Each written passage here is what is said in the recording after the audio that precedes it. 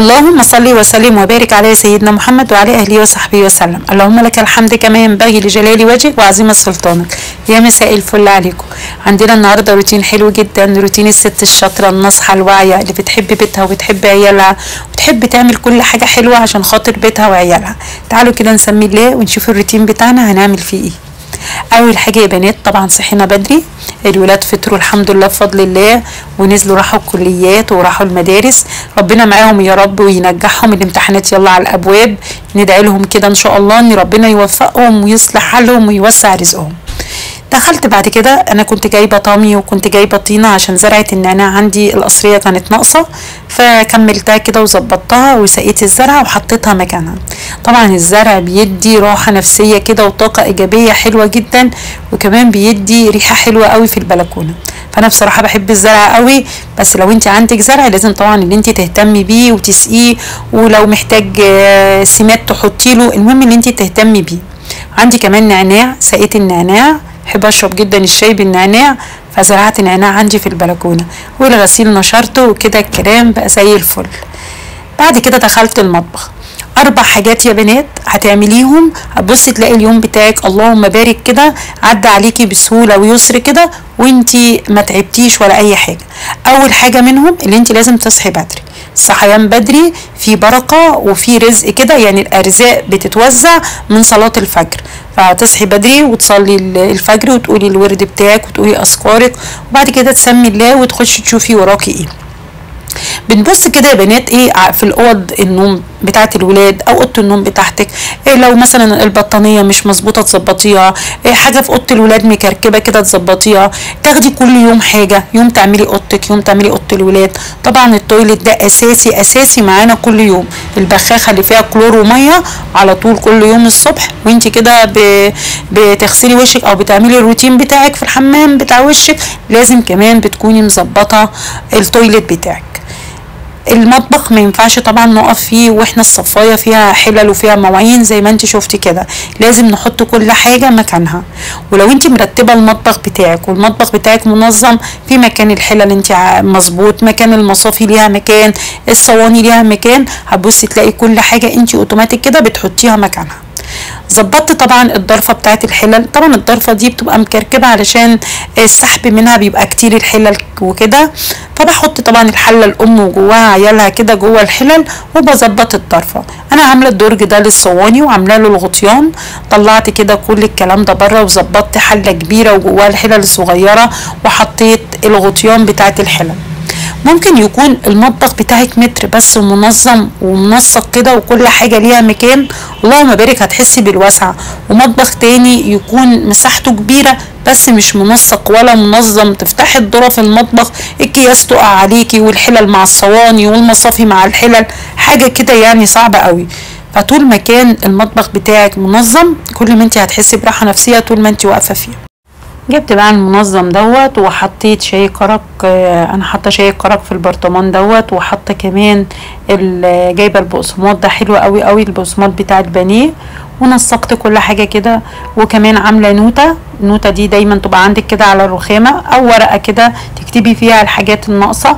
انا كنت عامله جرد كده في الضرفه بتاعه المطبخ، شفت المكرونات ايه اللي ناقصه عندي، ايه اللي ناقص شعريه، ناقص لسان عصفور، بتكتبي اي حاجه ناقصه عندك في النوته ديت او في الورقه. البهار عندك، البهار اللي ناقص برضو تكتبيه كده، برضو بيسهل عليكي لما بتنزلي تروحي السوبر ماركت بتبقي عارفه طلباتك ايه. وهقول لك على حاجه تانية مهمه جدا جدا، لما تنزلي السوبر ماركت انزلي وانت شبعانه، انزلي وانت فاطره وانت متغديه، ما تنزليش ابدا وانت جعانه، عشان طول ما انت جعانه هتبصي تلاقي عينيكي بقى بتزوغ شمال وتزوغ يمين وتجيبي حاجات انت اصلا ما كنتيش عايزاها، لما بتروحي البيت تقولي ايه ده انا جبت الحاجات دي ليه. فعودي برضو نفسك لما تنزلي تجيبي اي حاجه او تعملي شوبينج او تنزلي تجيبي طلباتك من السوبر ماركت اللي انت تكوني شبعانه. وحاجه مهمه جدا يا بنات، لما تنزلي يبقى معاكي الفلوس على قد الحاجه اللي انت هتجيبيها، بلاش تاخدي فلوس البيت كلها وانت حطاها في شنطتك وتنزلي بيها، هتجيبي بيها كل حاجه. برضو نخلي معانا فلوسنا على قدنا، على قد اللي احنا نازلين نجيبه، ده برضو هيخليكي برضو اللي انت تشتري على حاجات على القد، مش هتشتري حاجات انت مش عايزاها. طبعا الضرفه كده مسكتها بقى، نسقتها زي ما انت شايفه ووضبتها، لان الضرفه دي برضو بيبقى فيها سحب منها، باخد منها مكرونه، باخد منها اي حاجه، فبرضو ايديا على طول فيها يعني. هنا كنت جايبه شاي، كان السوبر ماركت عامل عرض، فكنت جبت علبتين من الشاي. برضو خليكي دايما حسب البلد اللي انت فيها تبقي متابعه كده السوبر ماركت عامل عرض في ايه، تنزلي تجيبي، برضو ده بيوفر في ميزانيه البيت. كنت جايبه فريك، الفريك بيبقى حلو جدا، هنعمله ان شاء الله مع بعض، برضو كان عاملين عرض فجبت كيس وظبطت كل حاجه كده مكانها زي ما انت شايفه، والضرفه بقت زي الفل، شايفين فله. هنا الضرفه بتاعت البلاد كانت برضو متشقلبه زي ما انتم شايفين كده، كل حاجه على بعضها. نزلت كل ده تحت وبدات اللي انا ارتبها، احط البوله الكبيره وجواها الصغير. بصي اي ضرفه انت بتسحبي منها طول النهار كده، بتاخدي منها حاجات، هتبصي تلاقيها مكركبه، بس اول باول ترتبيه.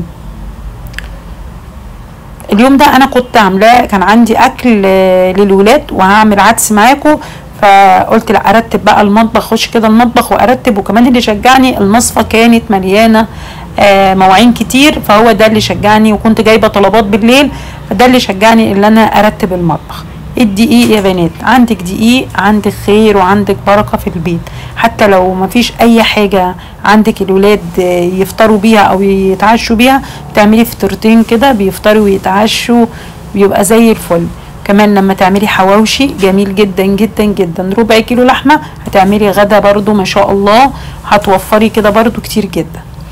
طبعا انا مليت، انا عامله الجردل ده للدقيق، والباقي عامله درج في التلاجة كده، بحط فيه الدقيق، بحط فيه البهارات الزياده، البهارات اللي بتفيد بتحطيها في التلاجة بتحتفظ بريحتها لوقت طويل جدا. فكان ناقص لي كمون، كان ناقص لي بهارات محشي وكزبره، حطيت كل حاجه كده مكانها، وظبطت كده طقم التوابل عندي. برضو التوابل كده بتساعدك برضو ان انت لما تيجي تطبخي بتبقى البرطمانات مليانه، ما بتعوزيش ان انت تفتحي وتحطي، ده برضو بيوفر عليكي وقت. حطيت كل حاجه كده مكانها، ودخلت بقى ايه على الشباك بتاع المطبخ ده. دايما يوم ويوم لا بمسكه كده انضفه، علشان الشباك ده على الشارع فدايما بيتطرب، فمسكته كده مسحته بالفوطه. وكمان اهم حاجه برضو البوتاجاز معاكي قبل وبعد، يعني لو انت دخلتي تعملي الاكل ولقيتي عليه ردة عيش ولا عليه اي حاجه لازم تمسحيه مسحه كده خفيفه بسيطه، وبعد الاكل برضو تمسحيه، ده برضو بيحافظ جدا على البوتاجاز اللي هو يقعد عندك وقت طويل. مسكت بقى الرخامه كده دعكتها كويس جدا، والحوض انا بعتبره طبق من الطباق، لازم اغسله واصبنه واغسله بكلور، لان ساعات مثلا بجيب اي سمك، بجيب اي حاجه بنضف في الحوض، فالحوض ده انا بعتبره طبق من الطباق، فلازم اللي انا اهتم بيه واغسله كويس جدا. غسلت بقى الرخامه وصبنتها كويس، والصفايه غسلتها برضو وحطيتها مكانها، وبعد كده بدات اقف في المطبخ اشوف انا هعمل ايه. هتبصي تلاقي اللي انت واقفه كده رايقه والمكان رايق حواليكي، تحبي كده اللي انت تقفي تعملي حاجتك بالراحه كده وكل حاجه في مكانها. طبعا بنسمي الله ونستعين بالله، بصي تلاقي ما شاء الله كل حاجه بتخلص على طول. شايفين الرخامه بقت زي الفل. تعالوا بقى شوفوا الصفايه كمان، المكان بصوا المكان بتاع الصفايه برضو كان فله كده. مسكت برضو الحوض اهو صبنته معاكم، وكده تمام التمام. المطبخ بتاعي بقى زي الفل. وطبعا زي ما قلتلك اللي انت بترتبي افكارك، بترتبي من بالليل انت عايزه تعملي ايه، هتطبخي ايه، هتعملي اي حاجه هتعمليها، تطلعي فراخك من بالليل، تطلعي اللحمه، تبقي مرتبه افكارك. ترتيب الحاجه ان انت تبقي مرتبه انت هتعملي ايه برضو بيسهل عليكي اليوم بتاعك. شايفين الصفايه خليتها زي الفل. شوفوا بقى المكان قبل وبعد، شوفوا كان عامل ازاي من شويه ودلوقتي بقى عامل ازاي. ست البيت هي اللي بتخلي البيت بتاعها فله كده شمعه منوره. بعد ده كله بقى يا بنات ونضفت المطبخ، عملت لهم عدس. هو كان في عندي اكل بس قلت اعمل شويه عدس بقى كده سخنين عشان الجو كان ساقع. فحطيت ربع كيلو من العدس وحطيت عليهم بصل، قطعته 4/4 بصلايه وطماطمايه ومعلقه من الكمون ومعلقه من الملح، وحطيت كركم. الكركم حتى لو انت عامله كميه عدس قليله بيدي لون اصفر حلو قوي للعدس. بعد ما الخضار استوى بضربه كده بالهاند بلندر لحد ما ينعم معايا. ولو انت لو ما عندكيش هاند بلندر هتستني لما يبرد خالص وتضربيه في الخلاط هينعم معاكي خالص. شايفين؟ اللهم بارك. كل ده وما كانش لسه الظهر اذن يا بنات، تخيلوا. شايفين البركه في اليوم؟ ما شاء الله، الله اكبر. صحيان بدري حلو جدا جدا. حبه حبه، عارفه لو انت حتى مش متعوده، حبه حبه. يعني انت متعوده تصحي 11، لا بكره هصحى 10، بعده هصحى 9، عبال ما تعودي نفسك اللي انت تصحي بدري. تعالى بقى نعمل تقليه زي السكر. تخلي العدس بتاعك ده سكر كده. معلقه كبيره كده من السمنه، وحطيت معلقتين من الزيت، ويا سلام بقى لو سمنه بلدي يبقى كده تمام. بصلايه صغيره خالص قطعتها كده تقطيع صغير، وبعد ما دبلت كده نزلت بالشعريه. حابه انتي تعمليها بلسان عصفور براحتك، بس الشعريه بصراحه بتبقى حلوه يعني. شوحت كل الكلام ده مع بعضه كده لحد ما ياخد لون ذهبي جميل، وبعد كده باخد الكلام العسل ده احطه على طول على العدس. يا سلام، والله العظيم احلى طبق عدس هتاكليه. في ناس بتحب تعمل العدس ده فتة، يعني بتجيب العيش وتقطعه كده وتحط العدس عليه وتعمل له تقلية زي تقلية الملوخية كده، بيبقى حلو بس بيبقى تقيل شوية. بعد كده غرفت بقى العدس وحطيت البصل الاخضر واللفت وقليت بطاطس، ويلا بقى ان شاء الله ما حد حوش. كانت اكل عسل. كده الروتين خلص. ما تنسوش بقى لايك وشير وسبسكرايب وتفعلوا الجرس عشان يوصل لكم كل جديد.